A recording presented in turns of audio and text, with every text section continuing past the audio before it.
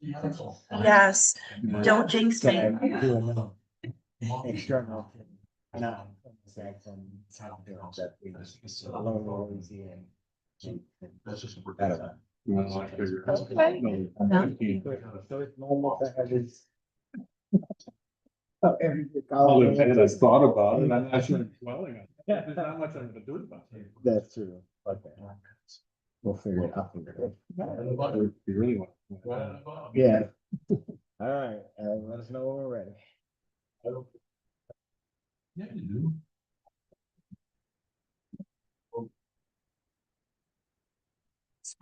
We are set. All right, I call to order the counties of Warren and Washington Industrial Development Agency Executive Park and Governance Committee meeting on August 6, 2025 at 9 a.m. We get a roll call, Ellie, please. Yes, Trisha Rogers. Tim Robinson. Here. Dan Bruno. Here. Juan Gonzalez. Here, We have a quorum. We have 4 out of 5. great. In the meeting packet, everybody has the minutes of the July 2nd, 2025 IDA Executive Park meeting. Entertain a motion to accept that. Dan, second. Tim. Any questions or comments? All in favor? Aye. Any opposed or abstain? Motion carries. All right, reports of committees. We'll turn it over to the park chair.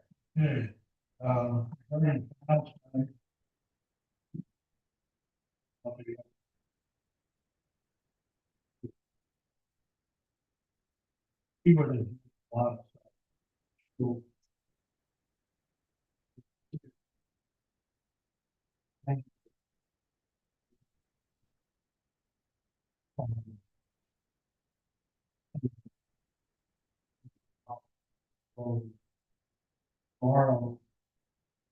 Chuck and I are meeting with Everett Scully, who takes care of the SMS rail and also does the clearing and maintenance of the vegetation for us.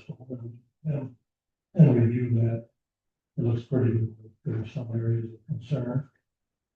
Other than that, there's a couple. Dan, did you want to mention since we're on Everett that we are recommending to keep the skid steer brush hog one more week? Yeah, I was just gonna mention that. Some stuff to you. Okay. Go ahead. Yeah, just that the skid steer brush hog is working very well. You rented it, as you might recall. There's still more work to be done, and we're still searching to a unit we need to buy. We have a little bit more runway on that. So we thought it'd be smart, since he's not quite done with the work, to extend the rental another week. It might be about $1,000 or so. So we're working on not having it picked up this Friday, but the following Friday, so he can continue going out to the wild vegetation on site. He's doing a great job. You're the last. We're gonna buy it. We're looking to do a tractor. We're gonna talk about that later. We need to have something there, because we need to maintain, for a number of reasons, you let that vegetation take over. It's destructive, unsafe. As a reminder, we bought a John Deere rider mower, small X4 95. He basically burnt it out because couldn't handle the grass was too tall. No, it's used. We bought it used thinking it would do the job, and it hasn't. So we're looking at bigger equipment. Dan and I are talking about it tomorrow and come back to the board with the recommendations. The big side that they're all aware, there's a lot of area to maintain, the vegetation, grass, brush, etc. So we do a little more like we had. And burn it down pretty quickly. But again, it's necessary to the appearance and for stability, etc. Safety. So we want to maintain the site and the appearance.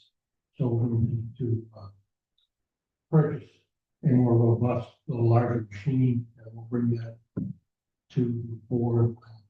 Chuck's doing a good job researching that. And the appropriate time, we'll bring it in. If the board thinks. But the site looks pretty good right now. As I said, he was kind of winding down, starting to move a lot of reels out and a lot of other material and equipment. A lot of equipment is going on the site.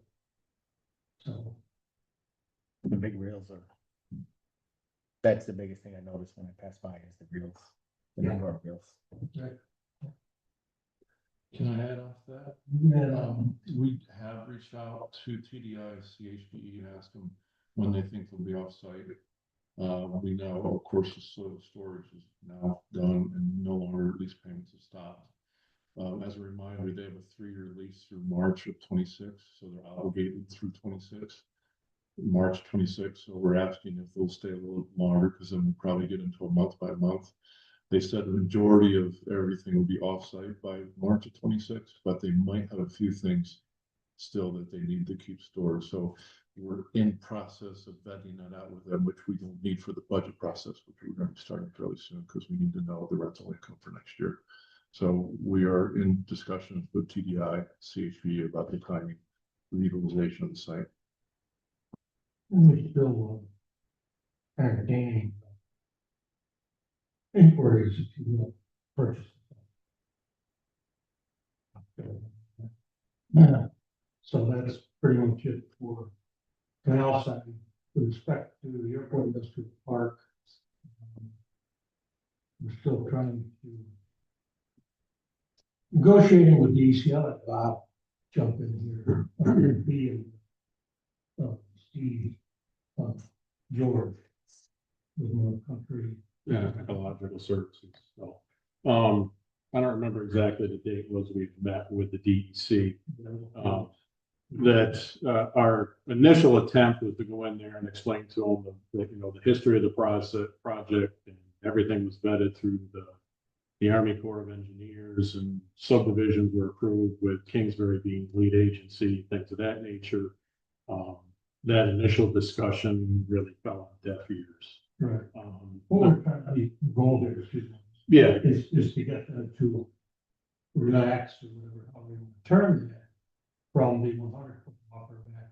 to 50-foot yeah. buffer. So the next step that we have, as far as the DEC is looking at, well, all right, you're going to come back to the IDA will be coming back to the DEC with what they call either a parcel jurisdictional determination or a project determination for the remaining lots, because access is probably the foremost item when it comes to extending Ferguson Lane onto the property, but then also has effect as far as the 100-foot buffer comes to the loss of usable developable area. Right.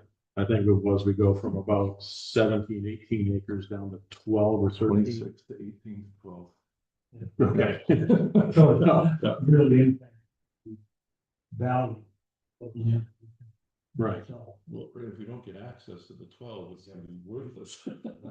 My gut reaction is at the end of the day, you're going to have access. It's just a matter of how much arm twisting and how much concessions will end up being paid to facilitate that. So another approach that we are pursuing right now came about actually from a conversation after our meeting. Was Steven had mentioned that with prior approvals that were EAFs completed, negative declarations established, things of that nature, that yes, they were through the town of Kingsbury. I did find the latest EAF with a negative declaration from the town of Kingsbury. The clerk's office was very helpful in finding that. So we have that. Steve has forwarded that on to the DEC to see if there's a way to crack the door open even any further with that. We have not heard back. I spoke with Steve probably a half an hour just yesterday. Chuck, you knew the answer as of yesterday, but I figured, hey, let's find out if we had a couple more business hours to get that. We've got to see where that goes. Then steps beyond that is whether or not there's the IDA would wish to dispute their determination, and there are dispute procedures with the DEC with regards to the jurisdiction. He's actually in the process of doing that downstate at Region 3. It seems like that what he was describing there was a little bit more clear than what the IDA is dealing with, but there are procedures there. And then ultimately is their wish to reach out to the state representatives and and at what level, if you get involved the state representatives, where and at what level would questions start being asked? Just to give you a little background, the person who kind of holds all the cards. There was a project that, everybody at DEC had signed off their own environmental assessment, but this one person said, I don't care what anybody says, I don't care what anybody does, you're not gonna do it. Right? So, point is, you know, fingers crossed, but also we're being realistic. We'll see what happens. Because it severely impacts, as we said, the amount of saleable land. Right. Yeah. And just to add on, meanwhile, we have a serious potential buyer who wants to buy, but is waiting for us to navigate this issue with the DEC wetland issue. So if we navigate it well, we will probably then sell the land. If we don't navigate it well, we're gonna be stuck with the land. For another 50 years. Yeah. Maybe, yeah, something else we could do with it. Yeah, but I cautiously optimistic somehow we'll get something. I think you're gonna get there. It's a matter of what's gonna be left when you get there and how long it's gonna take. And this buyer could move on too, as we all know, right? So taking too much time, I gotta go. So. Is it worth involving any, state or representatives At some point, probably, not be Because we had already, or not really, but a interest party. Yeah, serious. I mean, that has to have some kind of clout or rate. you know. Well, I think we'd rather Easy. try to negotiate first rather than create an adversarial. Yeah. relationship. Ridiculous. I mean, obviously, it's not my determination. It's would be obviously the board's determination that maybe if you have to pursue a dispute procedures, that maybe that happens concurrently. But I'll admit, I'm your engineer. I'm not a politician. But up until that. Yeah, right. So that's where it stands. Moment. Thanks. That's it for me. Let's jump in. Yeah, I have a couple of updates. Just, we have a Labella meeting today. We do it every 2 weeks. Just as a reminder, we have the water capacity expansion. And Labella has submitted a will serve letter to the village of Fort Edward, including a detailed water system engineering assessment report. And so we're just waiting for the village's feedback. We're expecting the feedback to be positive because we worked with them offline at the beginning. So they're very involved right from the beginning. So hopefully there won't be any surprises with the feedback from the village. Second issue is the wastewater treatment system. As a reminder, Labella is working on a conceptual engineering. DEC has indicated we can discharge into the canal. And so now we're getting into the details and more to come there. Third, we have the East Street detour for when the bridge is going to be replaced in 2026. Canal Corp has provided some helpful feedback on the road modification necessary coming from East Street to get into our gate going through Canal Corp land. Just yesterday, Bob has drafted conceptual engineering drawings for the roads. So we're going to go review that informally with Canal Corp, and then we'll get into the formal application process with Canal Corp.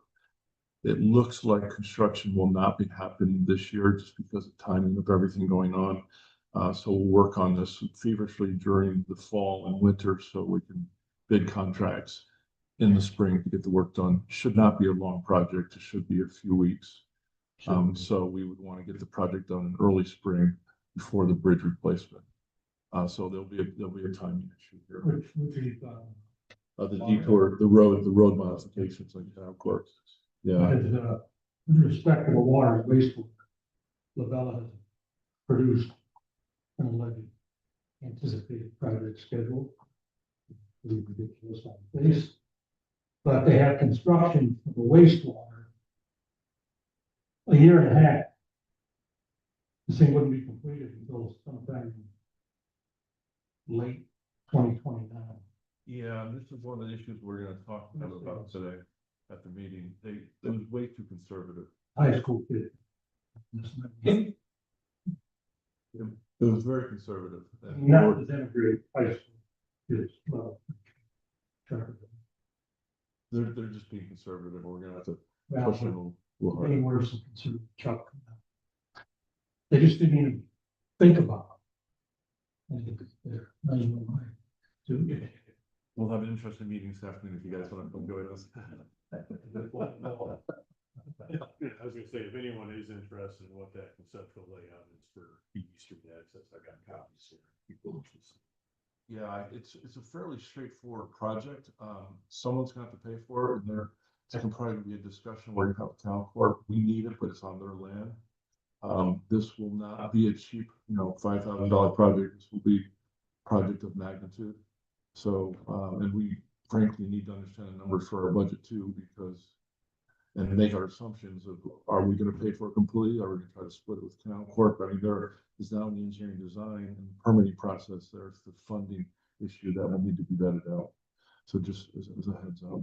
The nice thing is it will be a permanent rear entrance, so we have a better entrance into the park, which is a positive permanent improvement.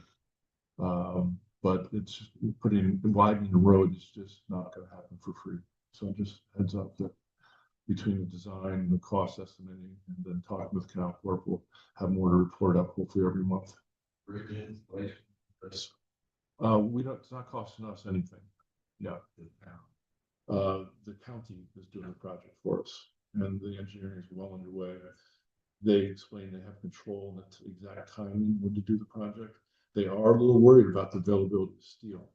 So they've given us a heads up that, the project might get delayed a little bit because of availability of steel. So there are moving parts here, but we can't do the bridge replacement until the detour is taken care of too. So yeah, again, we got some moving parts.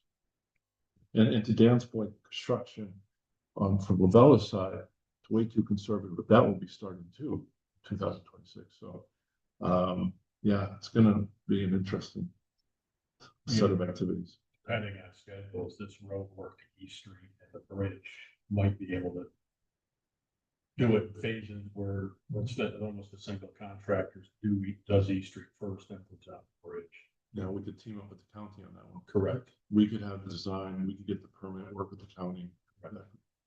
Well, by the way, the county and Canal Corp also have a good working relationship, so I could definitely see that happen. So anyways, anything else on, and the other thing is, we're working on natural gas supply. Application's been accepted, acknowledged. It was a month ago. I haven't heard boo. So Friday or Monday, I pinged them to say, hey, what's happening with the engineering work for conceptual gas supply. So I think that we're just gonna have to keep slowly pushing with these guys to move. National Grid. Yeah, they got a lot on their plate, but we need to push up for our interests, no doubt. That's it on canal side list there. There's maintenance.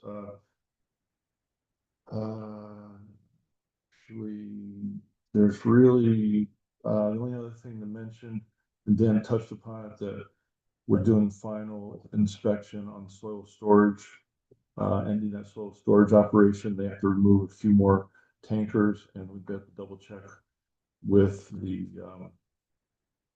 stormwater basins. There's some liner cloth that they had to take out, so we'll take a look at that tomorrow to see if that's been removed. And there's been no update from Kiewit for possible intention of using the hill as clean fill for other things that they're doing. So we'd hope they'd be willing to take that pile, but they tested it, but they have not responded favorably into moving any material yet. So we'll keep bugging them on that. And again, Berkshire Hathaway continues to generate interest in the site. Dan and I have a meeting with one of the parties tomorrow. So we'll just continue vetting out these parties that are interested in our site. Still very too premature to talk about it as far as what's happening, because these companies are still doing their due diligence. But if they decide to do an application, then it'll become very public and very formal. And that's it. Does anybody have anything else for Canal Side or Airport Industrial Park? All right, let me add some perspective here for Canal Side. Just real quick, we are a little bit, you can tell by the conversation, a little interesting on wastewater and water to, canal side. But just to add a little bit of perspective, do we have a final pathway for wastewater yet? One pathway only.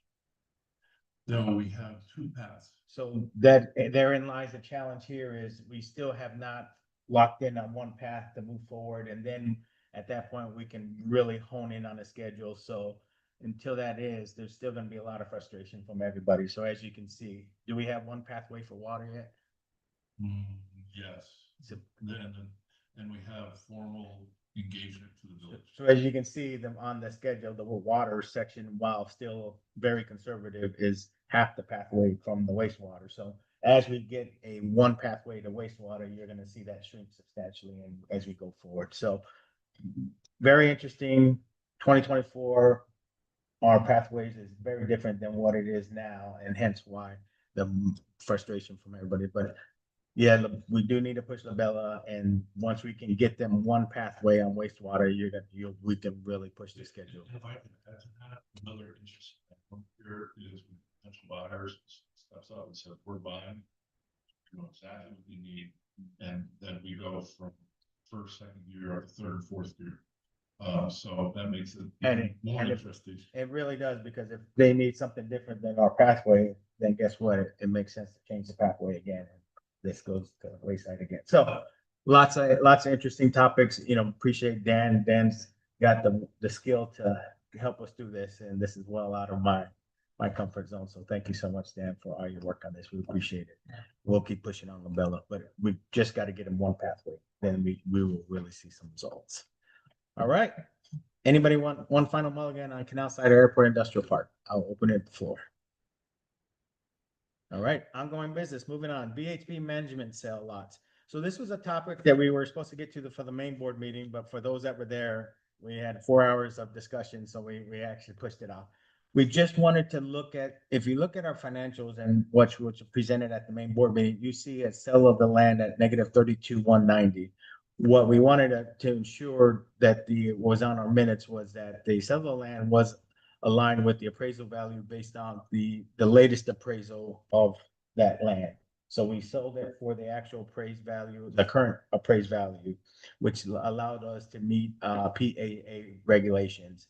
And the negative value you see was the previous appraisal before the wetland issues came in and impacted that appraisal. So we just wanted to put into the minutes that the land sale was met. We did meet PAA regulations, and that negative balance was just based off of the previous assessment done a few years ago. So that was the only update that we had there. Does anybody have any questions or concerns on it? Great. All right. Does anybody else have any other ongoing business? I have a quick one. We had a discussion about a banner at our sites. I have pictures. I only printed out 3, so I'll pass 2 down and pass 1 the other way. So we now have banners. You'll see the top picture, that's the Copperfield in North Creek. And you'll see the banner on the side of the wall, and then down below, you'll see FW Web. What we quickly realized is the FW Web banner is only 6 feet, right? Can you see it? It's tiny.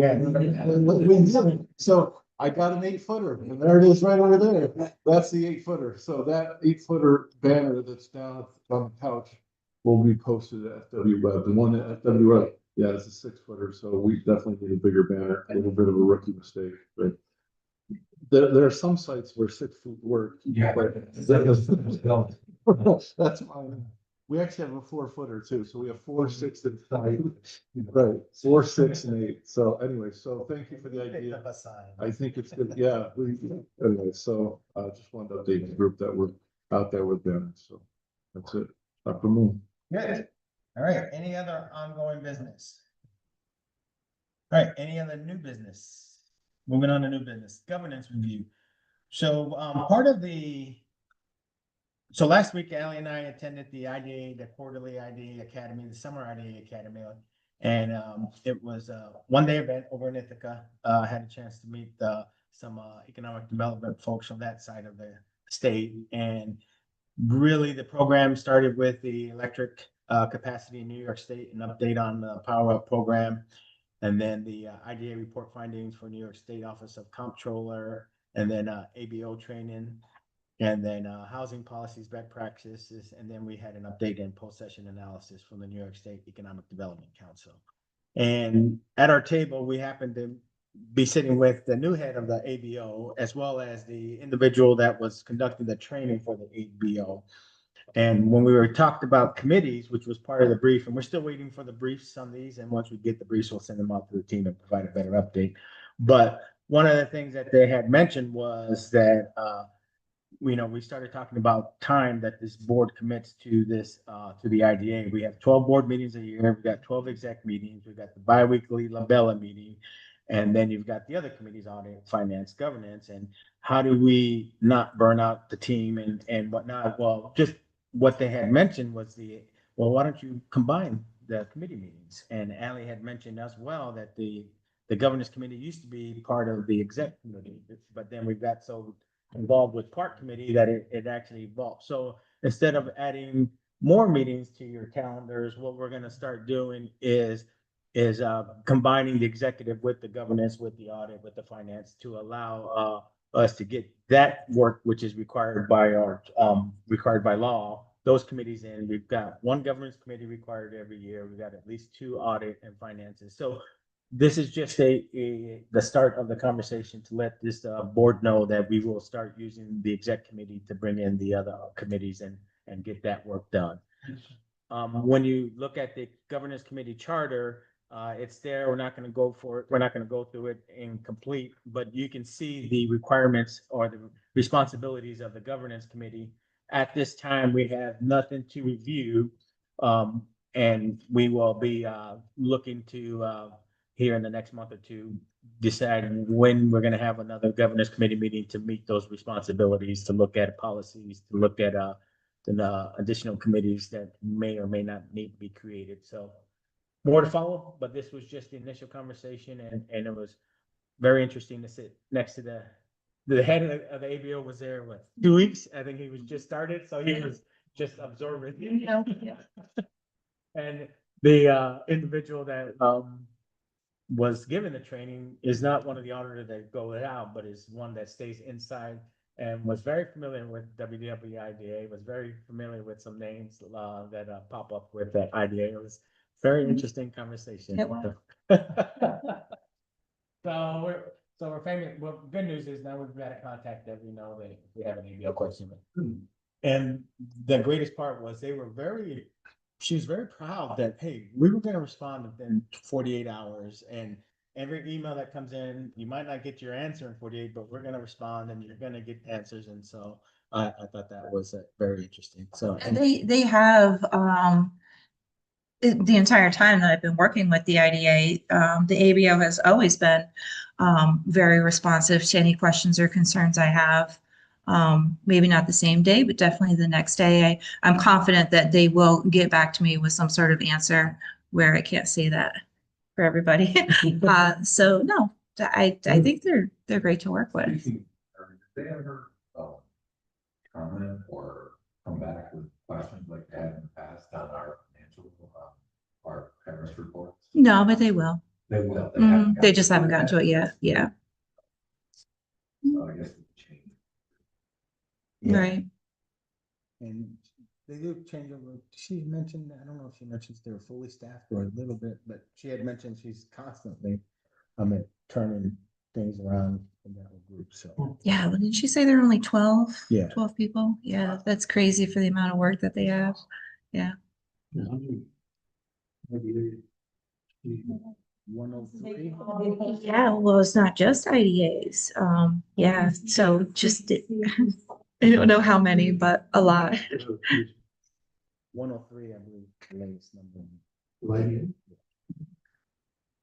It was 107, and then something caught my attention when somebody put on some slide 103.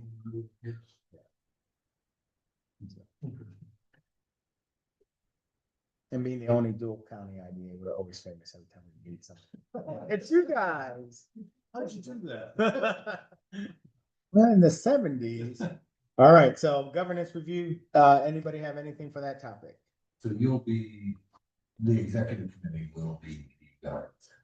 How you're gonna handle it? No, the governance committee is, currently, Jim, Nick and Tricia, and we do have two of the three, so in the future, when we do send these out, like say the audit or finance, we'll make sure that the audit and finance team members are part of, that invite in the future.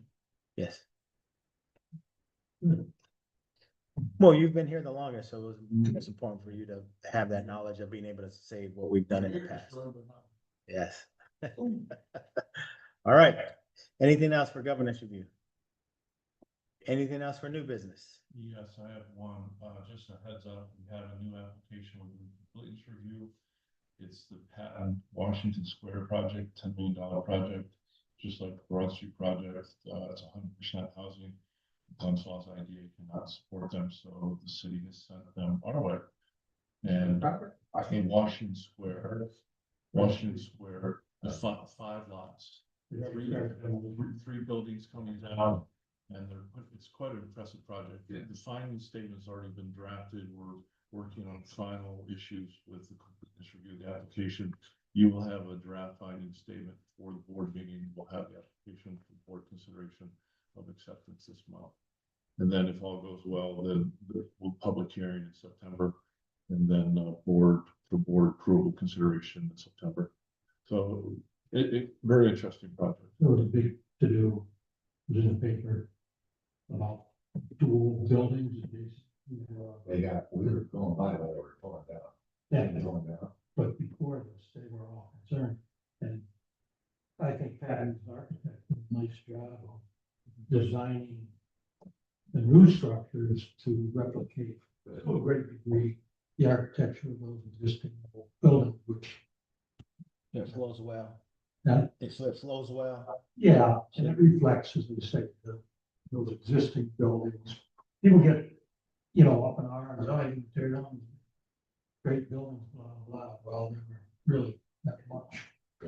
Decrepit, that well maintained, but people get passionate about it. So you're changing the character of the neighborhood, the city, yada, yada, yada. So this is a point of interest. Yeah, we saw your name as chair of planning board, all of the documents that we received, so you were intimately involved. Yeah, you were. Got away from that. Well, actually, what we did at CARES advice in the application, we asked them to talk about some of the controversy, and they did in the updated application, and the fact that the issues have been resolved. So we're not expecting this to be controversial, but we will see as we move forward. If controversy is 90% done. Especially when we're gone. Yeah. Right. Well, actually, Pat offered some other opportunities that they liked, so we relocated some of the people. Right. So it really worked out quite well. Oh. And again, these drawings, as Dan said, he knows better than I do. It's very impressive looking plan. Good. Yeah. That area. It's gonna make the area look better. And if you think about the core of Glens Falls growing out from Glen Street, it's just another part of that. Yeah. Let's do it. Yeah. We need more house. Yep, we certainly do. 54 units. Great. Yep, so. All right. Any other new business? Any other business? Are there any public comments? Anybody in the public online? There is not. I like when I can call somebody on. Public. All right, well, if none, I will entertain a motion to adjourn our meeting. Dan, second. Tim, all in favor? Aye. Motion carries. Well done. Easy peasy.